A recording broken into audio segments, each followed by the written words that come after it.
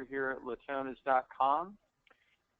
You have joined either live or you're watching a recording of the web property cakejournal.com. The owner of the website is Donnie Gamble Jr. Donnie, if you would, please introduce yourself. Hey, I'm Donnie. I'm Donnie Gamble. I'm actually the owner of cakejournal.com. We actually acquired the site in July of 2013, and Adam's going to ask me other questions about the website, but I just wanted to do a quick introduction. Absolutely, Donnie. Thank you for joining us. Now, to correspond, and Donnie, I'll ask you this first, and then I'll address the gallery here. Donnie, confirm that you see on your screen Cake Journal presented by Adam Beebe and Donnie Gamble Jr., correct? Correct. Okay. Now, I'm advancing one. Now you see a little housekeeping. Is that correct? Yes. Great. Okay. Now I'm addressing everybody else. Some housekeeping here.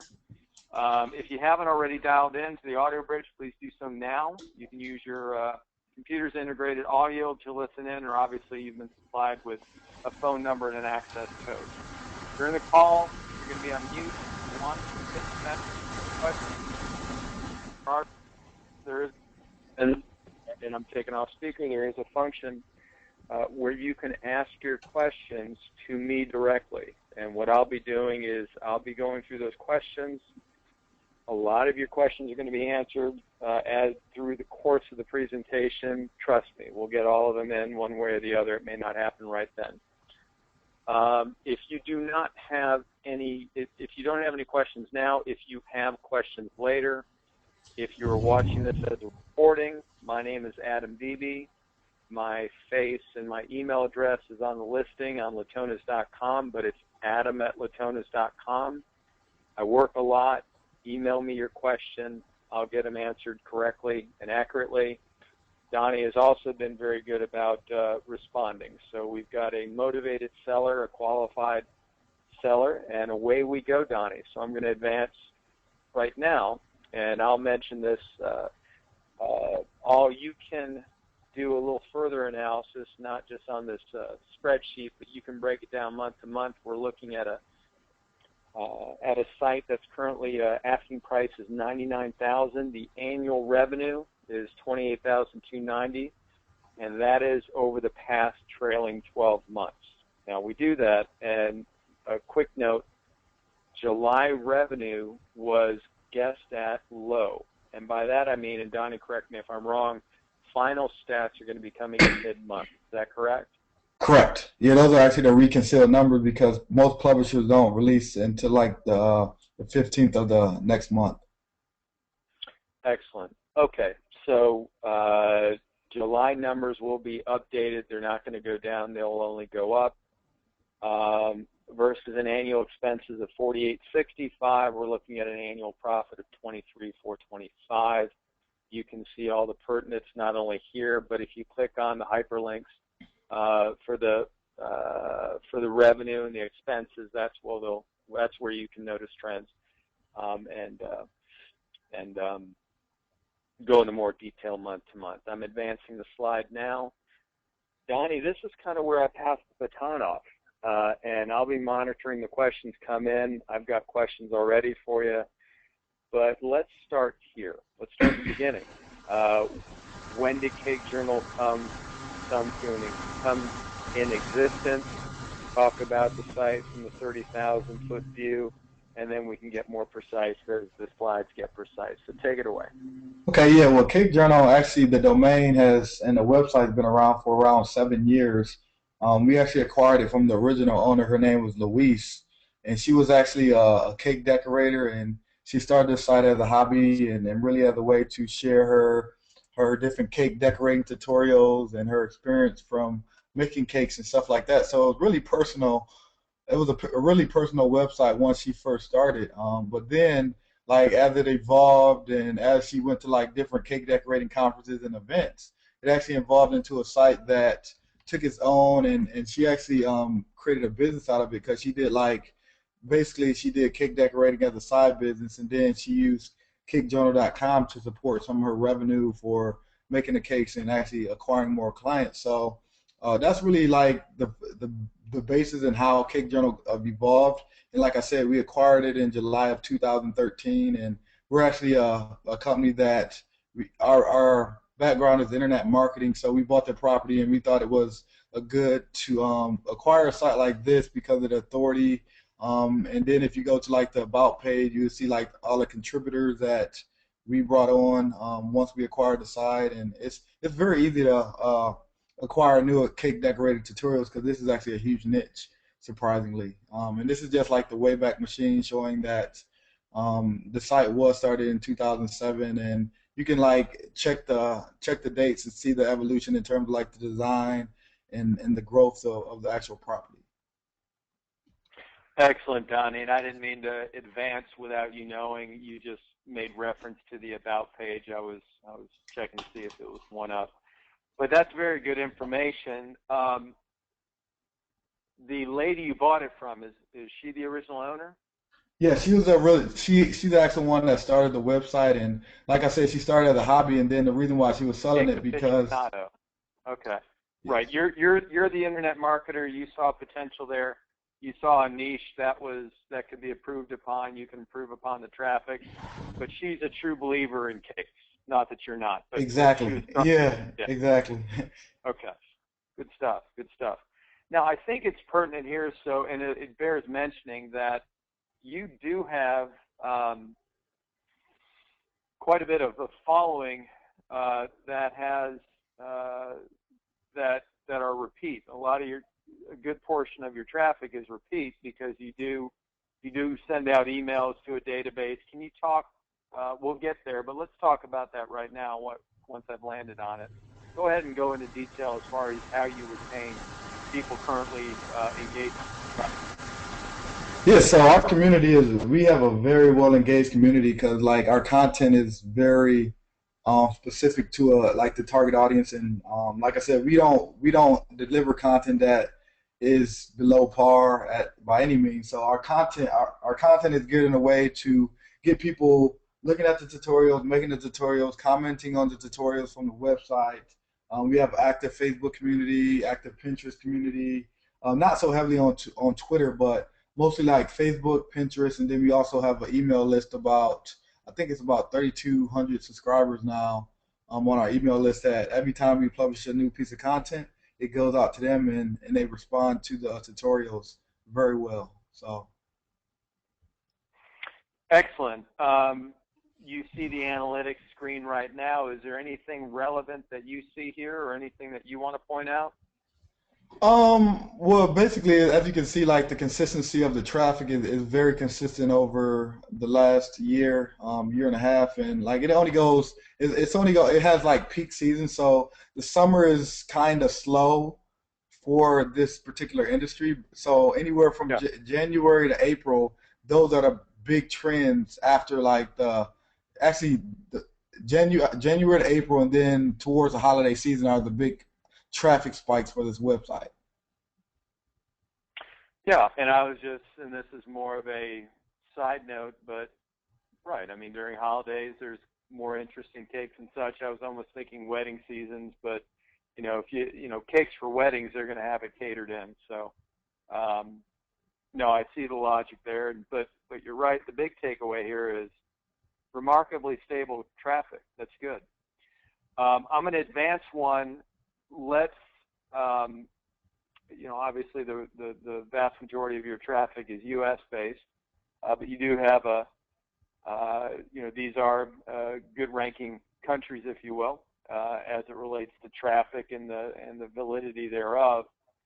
Talk to us about, and you're an internet marketer. Talk about getting traffic to the site. Kind of tell the public what you do to do that.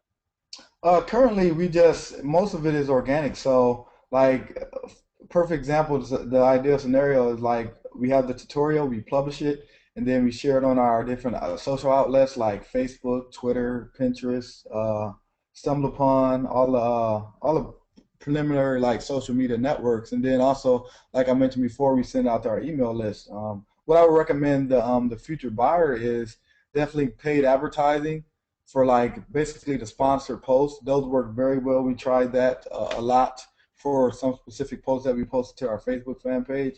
That seems to get a lot of engagement and draws a lot of traffic back to the website to increase like the CPM for the site and the advertising revenue. So that works well, and really just building like the more content that you publish, the more traffic that this site will generate. So if you did, for example, we're only doing 2 articles a week. So if you did 4 articles a week, you can probably instantaneously improve the amount of traffic that you're getting on a weekly basis for the site.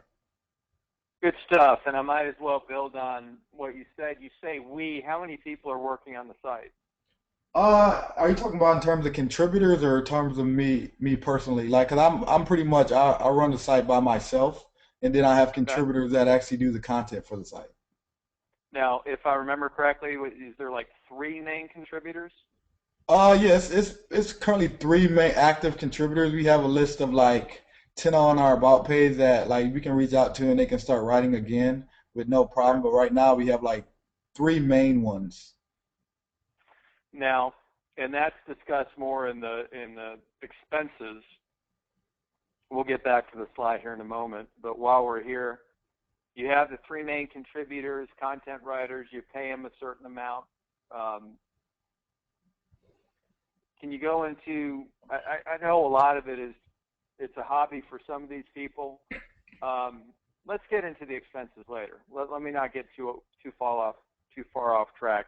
Let's stay right here. This is your social media presence, as you can mention. Why don't you discuss that slightly?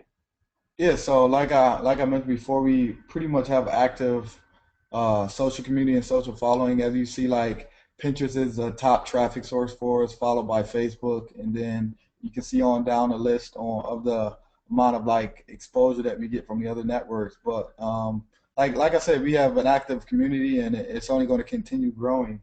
I think when we originally acquired the site, our Facebook fan page was about 40,000 uh, Facebook people, if I remember correctly. Now it's like 83,000. So that's over like a year and a month growth. So you can see it grows pretty much organically by itself. Good stuff. Okay, very clear there.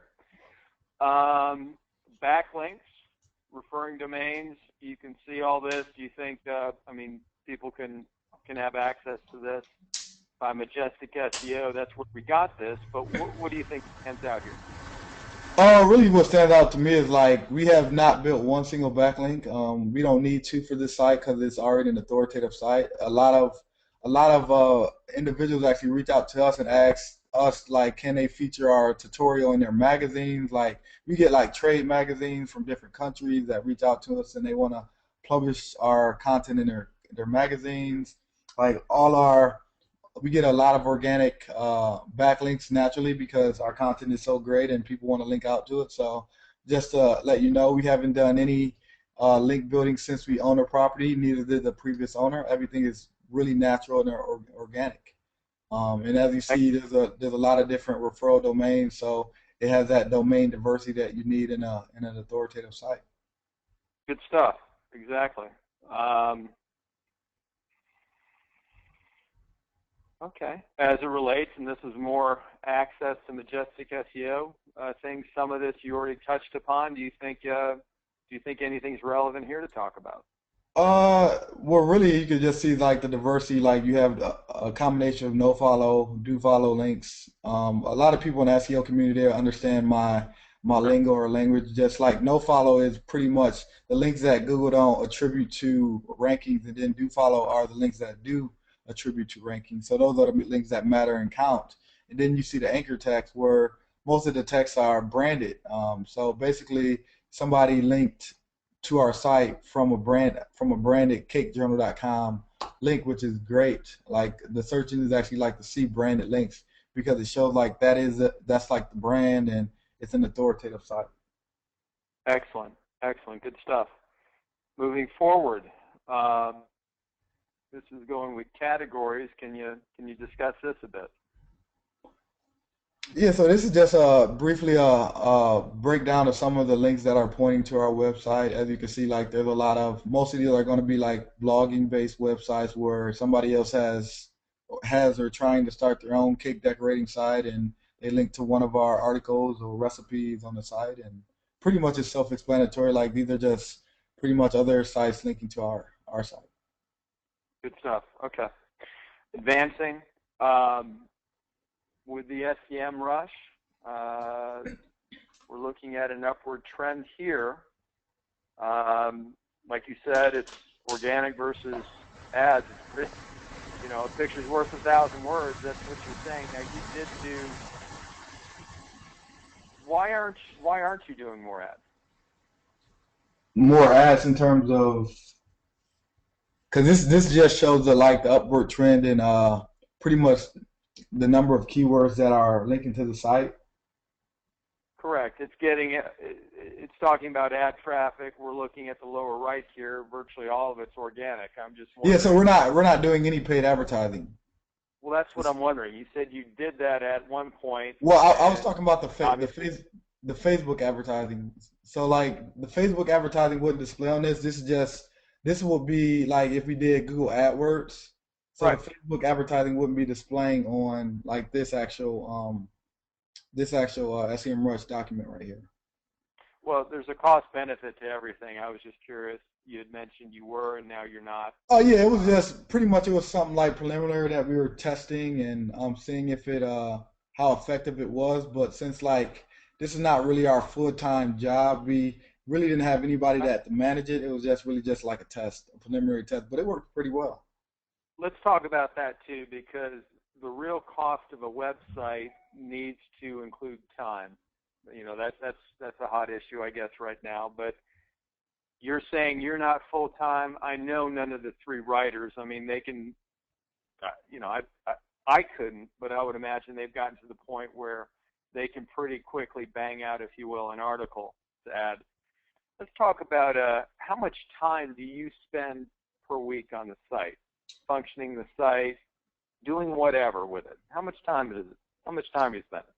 Since I'm very experienced with Yeah. WordPress and like pretty much like the style of the tutorials, I would say like 2 hours because like I said, it's really just for me. It's involved in like going through the contributors save the post as a draft in WordPress, and then I go through the articles, I add the anchor text and all like I format it correctly and stuff like that. Most of them know how to format it already. I just go through and do like a little due diligence for the articles, and then I publish them and then I share them to the social media platforms. You can really automate the Understood. process. There's a lot of social tools that allow you to automate. Like if you wanted to have a hands-off approach and automate the process of submitting the articles to the social media sites, you can do that. Understood. And to clarify, you said 2 hours. Was that 2 hours a week? Yes, 2 hours a week. Yep. Okay. And then the content writers, I don't know. I mean, they're banging Well, out an article. we just pay them per article. We don't pay them per hour. Yeah. But they're willing to stay on with the new owner. I mean, it's good to have continuity of content. Content can be gotten in a variety of different ways. Are these three individuals willing to transfer with the site, given Absolutely. everything constant? Okay, Yep. excellent. I'm advancing the slide. Talk to us about this as far as the keywords. Yeah, so this just I actually have the full thing on my other computer. So pretty much this is just a breakdown like of some of the popular terms that the site ranks for. If you look at SEMrush and docakejournal.com, it actually currently ranks for 4,746 different keywords. So like once again, it shows like this site has a lot of diversity. So if you're not ranking for one keyword, it's not gonna dramatically impact the site. Yeah. It's good to have a site that is ranking for a lot of different keywords, so you can still have that a good consistent flow of organic traffic. If you put all your eggs in one basket, and someone someone with more eggs, is going to kick you out. Absolutely. Exactly. And then I like as got you can you. see, like the cake pop tutorial is probably one of our most popular tutorials. Like I don't know if anybody knows about cake pops, but they're very popular. So if you do a search in Google for how to make cake pops, we should show up number two. Very good. Advancing here, talk to us now. mentioned slightly about trends. Is that what we're looking at right now as far as, certain times of the year being more popular? Yeah, absolutely. So, like as you see, you can see the uptick in traffic that the site gets from like the January, I mean, from December all the way up to April, and then it starts trending down in the summer months because those are usually like the summer months for, I mean, the slower months for the site, and then it usually picks up around October, like when you have the Halloween and all the other holidays. So, pretty much that's the uptick in traffic. It's not really going to go down too much when it is a slow season, but it does increase in traffic, so the revenue should support those traffic increases as well. Okay. Well, this is obviously it's got a related up and down uniques to page views. That's pretty basic. Yep. Okay. Talk to us about what we're seeing right now. This is an admin section of the Yeah, so site. this is just like the back end of WordPress. So when you log in as an admin, this is what you'll see when you first log in. If anybody knows WordPress, it's pretty self-explanatory of like how you navigate it and how you create new posts and new pages and stuff like that. All right, good stuff. And a lot of our audience, I know there's a few people on the call who are very experienced with WordPress. It's a pretty basic, very very good platform to be on. So Absolutely. that's obviously why Very you're on very it. So very user friendly. So I just very. here is just a screenshot of doing an actual post. So all you have to do is put the article title in, the article content, and then like you just press publish on the right there, and pretty much you're good to go. And like I said, most of the contributors they actually save the post in as a draft in the back end, and then you just log in and format it how you want and press publish, and you're good to go. Okay. Well, moving forward here from there, just more. I mean, is there anything worth mentioning here? I know that we've got slides of the admin of the WordPress, but Well, yeah, that just any. shows you like all the posts that have been published, and like you have all the posts, the published posts, the ones that are in draft, the ones that are pending. So you can see like pretty much just like the management of your content. Mhm. Okay, there we go. Found the okay revenue again. As you're looking here, there are trends as far as you know, it's more popular during certain times of the month, um, and that's it. Pretty explanatory there. The expenses, what you have is hosting and content, correct? Correct. Those are pretty much. So we have a basic hosting account, which is that's really like the main hosting account, and it's a VPS server because it's a large website that receives a lot of traffic. So you don't want to make sure you have enough bandwidth to Absolutely. maintain the site. And then we also have a CDN that we pay um, that hosts the images of the site. So like when you have a site that has a lot of images, you want to make sure that the images aren't slowing down your site. So the CDN acts as like the third party hosting for the images. Okay. We've touched upon this, but tell us the day-to-day operations. If we broke that down 2 hours down for you day by day, you've already went into some detail as far as that goes. Why don't you expound a bit on the questions that you see on the screen? Anything that you can see relevant, uh, you know, what Yeah, you so and your I content writers do. Yeah, so like I mentioned, I usually publish content twice a week, usually on Mondays and Wednesdays or Thursdays and Fridays, whichever ones I have time to. Like most of the time is Mondays and Wednesdays. So every Monday and Wednesday, there's a new piece of content that comes out. So our user base is pretty familiar with that content schedule, and like I mentioned before, I only spend about 2 hours a week to publish the content. So probably like an hour on Monday and then an hour on Wednesday, publishing the content and then manually sharing it across the different social media platforms. And as far as how do you get content from your contributors? How do they email it to you? Do they have the functionality where they post directly? Did you already say that? Well, yeah, I got a so they question post here. directly and they actually come up with because I'm by no means a cake decorating expert or know anything I know a little bit about the industry now that I've been Right, working with the probably site, what you but read from the, this is not. sure. Yeah, so this is not really my industry of expertise. So basically, they just come up with the content ideas and save it as drafts, and they let me know via email, like, okay, I just saved another draft, and this was the title of it, and that's pretty much And it. your job is to And get the site seen. So sure, exactly. Yep. understood. And then also, I forgot to mention, a big piece of this is most of the contributors have their own website, so they actually repurpose the content and publish it on their site. So, and I think that's great about the contributors. Like they have their own audience and they have their own site. So every piece of content that I publish, I send them like, yes, I just published this article, and then they usually share it with their audience and their social community as well. So like that's the added benefit of really having contributors that already have their own exposure. Okay, good stuff. All right. I'm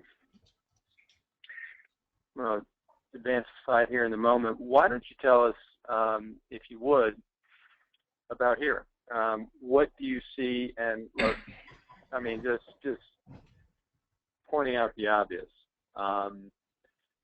You have certain ideas that you believe would grow the site. The counter argument is, why haven't you done it yet? But it is relevant for me to ask you the question, because the picture we painted here is you have other sites, you're doing other things, you're spending 2 hours a week on it.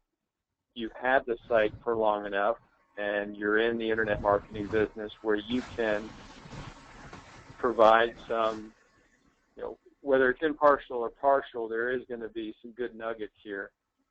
Tell us about how the site can be improved. Tell us, if you kept the site, what you would do. Just point out some stuff. Yeah. So basically, if I had more time to manage it, like I said, this is actually like a side project that we took on.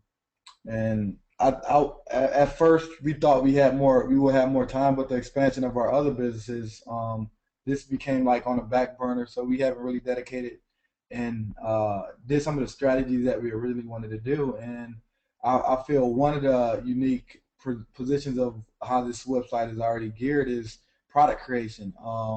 So having a product for this site, or either be an ebook or membership site. I think that's huge potential for this site, just because it already has an audience. It already has a track record of being one of the top and elite cake decorating websites on the web, and really like it already has everything, and it's a perfect fit for like having a product for this audience that's already like you probably make a lot of sales just by announcing the product just to the audience alone. So I just know having like an ebook or a product along with the website would like really position the site to be more authority and generate more revenue. Another good thing that I would probably recommend doing is we tested the um, we tested the strategy of doing a lot more recipes. So as you can see on the site, is more tutorials given. It's more like cake decorating tutorials and cupcake tutorials. It's not really that many recipes. So actually exploring the ideas of doing like dessert recipes and things of that nature, that adds another component to the site from a traffic standpoint. And Yep. another thing that we also explore, you apply see if you look back like a couple months, that we actually tried like a top 10 list where we curated content from other sites. So we would do, like for an example, the top 10 brownies, and then we would take 9 other brownies from other other baking sites, and then we mix in our top brownie on our site. We're curated, and then we reach out to the publisher of that site and say like, yeah, you just been featured on our top 10 list, and that those would usually tend to generate a lot of traffic just because we're getting exposure from those other audiences, and that's a strategy that works very well. We just don't really have time to implement it, and but we do have a contributor that does that and is willing to do that. So that's something that I would explore more with the site from a content standpoint, and really like just growing the traffic and generating more revenue. Okay. That's relevant. I appreciate you saying that. I'm looking here. Well, well, I mean, we've covered this, and a lot of this is just to prompt it. If it hasn't come up yet, you've already identified there's only so many hours in the day. Anything else? Any other reason why you're selling the site? Yeah, we're really selling the site. Like I said, like it was supposed to be a property that we would have more time to dedicate to, but like due to the expansion of our business, we just have like we don't have any time to really fully dedicate a single person to focus on the business. So we have to like pretty much not cut our losses, but really just put it in the hands of somebody that is really going to grow the site and really like take it to its full potential. Okay. I am putting this out there. I've asked the questions as they've come in. Thank you all. There's been definitely some contribution on the open house. From what I can see through my list of questions, all of them have been answered either by me identifying its question or just within the normal course of the presentation. So, Donnie, you did a great job. I'll introduce myself again. It's Adam Beebe, broker. That's my cell phone. Everyone's seeing. That's my email address, adam@latonas.com. My Skype is adam.latonas. You can invite me. I'm very active on that as well. Donnie, any parting thoughts? Anything you'd like to wrap it up with? Really, all I can say is like cakejournal.com is a great site for the right person, of course, but it has a tremendous amount of potential in terms of like the growth and what you can do. It has a lot of flexibility that offers you instant income, basically. And like I said, it's a hard property for us to let it go, but like I said, as business owners, you have to pick and choose what's the best business decision for your company. So this is something that we thought about for a long time, and hopefully it gets in the hands of the right buyer.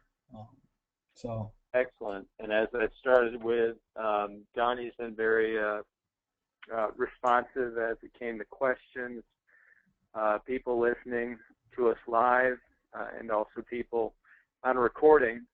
If you have any questions that aren't covered in the listing, as well as this open house, as well as a prospectus that can be provided once you sign an NDA, a phone call or an email away, or a Skype, adam.latonas. Donnie did a great job. Good timing. And I want to thank you and then everybody else for being here. And thanks, wish I you a great appreciate day. it. Thanks, Adam. Thanks, Donnie. Talk to you later. Okay.